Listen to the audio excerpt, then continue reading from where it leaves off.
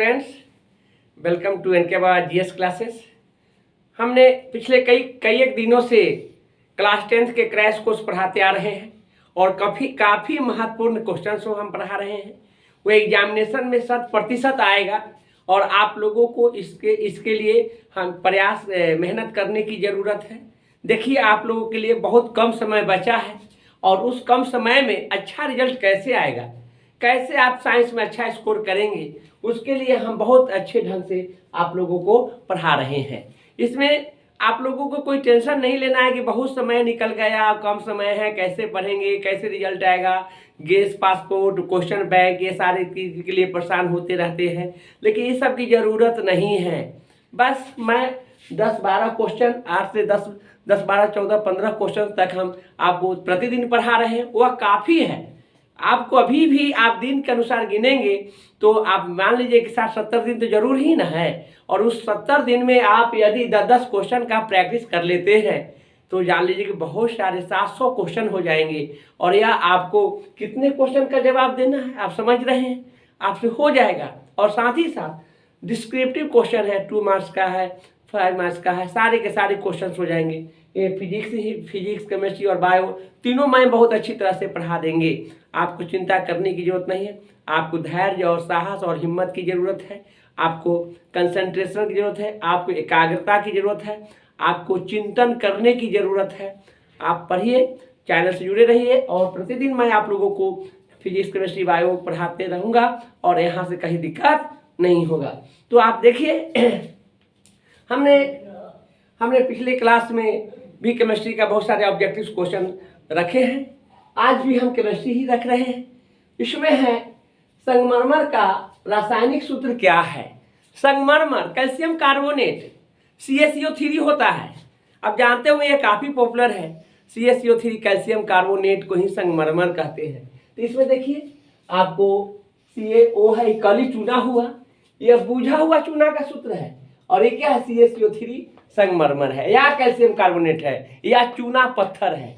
तो इसका आंसर क्या हो जाएंगे, सी। हमने यहाँ पर 3 ही आपको ऑप्शन रखे हैं, ना सोचिएगा कि 3 ही क्वेश्चन है, 3 ही रहता है, 4 ऑप्शन रहता है, लेकिन यहाँ 3 ही रखे हैं कि तीनों एक दूसरे से रिलेटेड है।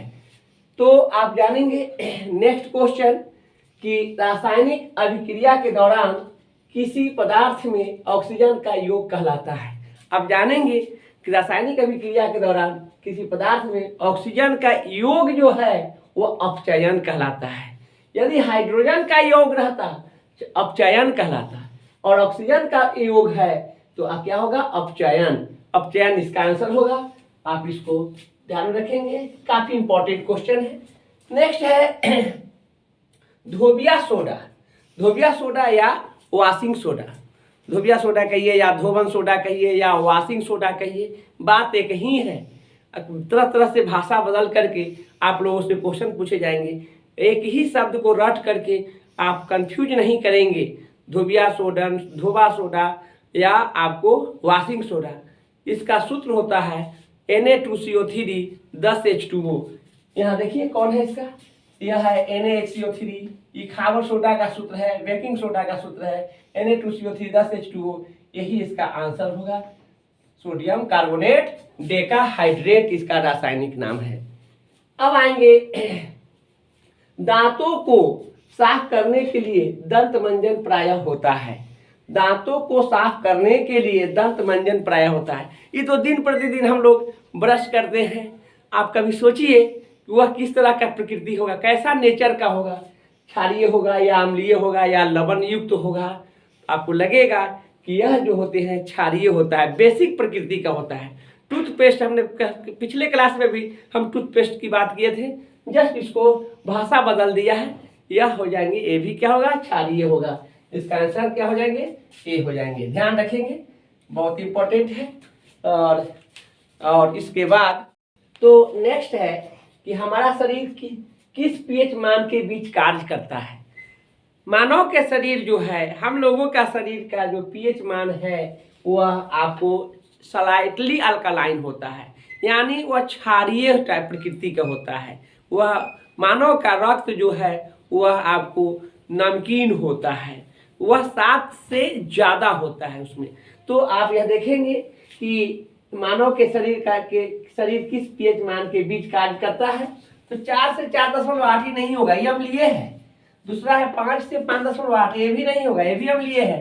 6 से 6.8, ये भी नहीं होगा, यह अम्लीय होता है। 1 से लेकर 6 तक का जो पीएच मान होता है वह अम्लीय होता है। 7 वाला उदासीन होता है, और 7 के बाद से लेकर 7 से 8 से लेकर के और 14 तक का जो पीएच मान होता है वह बेसिक होता है, क्षारीय होता है। तो यहाँ देखिए, यहाँ अल्कलाइन जो है स्लाइटली अल्कलाइन, मतलब वह क्षारीय प्रकृति का होता है। वह कितना से कितना के बीच है, यहाँ पर 7.0 से 7.8। इसका आंसर यही होगा। बहुत इंपॉर्टेंट क्वेश्चन है, याद रखेंगे इसको। नेक्स्ट है कि निम्न में से किस धातु का गलनांक सबसे कम होता है। यह दिया हुआ है, उसमें देखना है। एल्युमिनियम है, सोडियम है, कॉपर है, आयरन है। तो आप जानिएगा कि सोडियम जो होते हैं वह सॉफ्ट मेटल होता है, वह मुलायम धातु होता है। जब वह मुलायम धातु होगा, हल्की धातु होगा, तो उसका गलनांक तो कम ही न होगा, बहुत कम होगा। अन्य धातुओं की तुलना में इसका गलनांक कम होगा।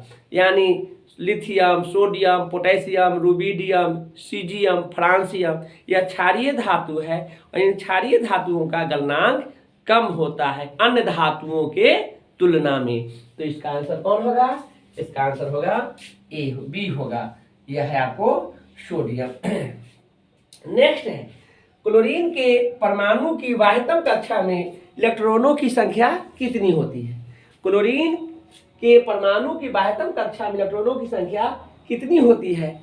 आप इसके लिए इलेक्ट्रॉनिक विन्यास को जानना होगा, और इलेक्ट्रॉनिक विन्यास जानते हैं कि प्रथम कक्षा में 2 इलेक्ट्रॉन, द्वितीय कक्षा में 8 इलेक्ट्रॉन और तृतीय कक्षा में 8 होता है। लेकिन क्लोरीन का परमाणु संख्या 17 होता है। 17 को फर्स्ट ऑर्बिट में प्रथम कक्षा में 2, द्वितीय कक्षा में 8, तो 8 2 10, बच गया कितना? 7। यानी क्लोरीन के बाह्यतम कक्षा में 7 इलेक्ट्रॉन होगा। आप जानिए कि chlorine, fluorine, chlorine, bromine, iodine यह वर्ग 17 के तत्व है। आवर्त सारणी मैं पढ़ाऊंगा। आवर्त सारणी के अक्रिय गैस के जस्ट पहले का यह तत्व है, और अक्रिय गैस के बाहरी कक्षा में 8 होता है, तो उसके पहले है तो कितना होगा? 7 होगा। इसका आंसर होंगे सी।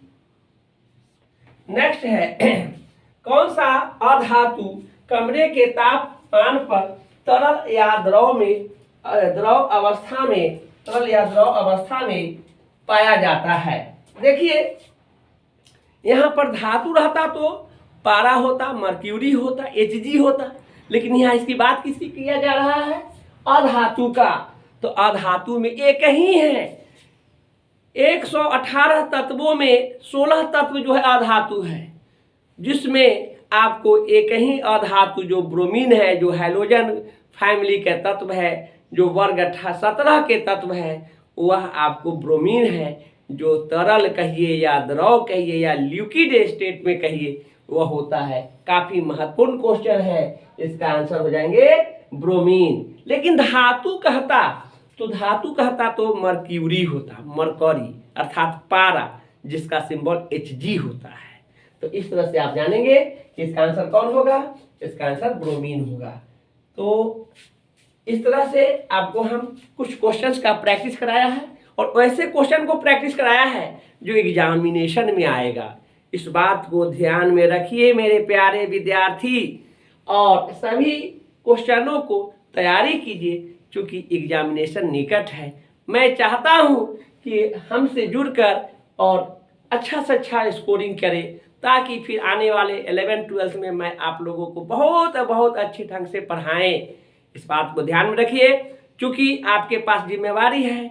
आपका यह मैट्रिक एग्जामिनेशन बोर्ड का जो 10th बोर्ड जो है, आपका हायर एजुकेशन का प्रथम पौधान है, सीढ़ी है। इसको पार कर ही करके आप 10+2 में जाएंगे, जहां आपकी कैरियर, संपूर्ण कैरियर आपके साथ होंगे। डॉक्टर बनना, इंजीनियर बनना, अच्छे जॉब में जाना, यह सबके सब आप पर डिपेंड करता है। वह बोर्ड है, वह 10th। इसको फाइट कीजिए। समय कम है, लेकिन हमसे जुड़िए, बहुत सारे हमसे जुड़ेंगे तो आपको लगेगा कि बहुत कम समय में अच्छा कर रहे हैं और आपको लगेगा कि मेरे पास बहुत समय है। तो आप लोग एक्साइटेड होकर पढ़िए। अभी तो मैं साइंस पढ़ा रहा हूँ, मैं वादा करता हूँ कि इसके अलावे भी समय मुझे मिलेगा तो मैं आपको और सारे सब्जेक्ट को मैं पढ़ाऊँगा और याद करा दूँगा। हमारे चैनल के साथ जुड़े रहिए और पढ़िए। साथ ही साथ आप अपने दोस्तों के बीच, अपने साथियों के बीच इसको शेयर कीजिए और इसको लाइक कीजिए और सब्सक्राइब कीजिए। इस बात को भूलना नहीं है और अपने कैरियर को बनाइए। ठीक है, तो आज के लिए मैं इतना ही रखता हूँ। फिर मैं कल आपको आगे का जो टॉपिक्स है उसके साथ मैं आऊँगा और फिर पढ़ाऊँगा और इससे जुड़ करके आप अपना कैरियर को बनाइए। तो आज के लिए मैं इतना ही रखता हूँ।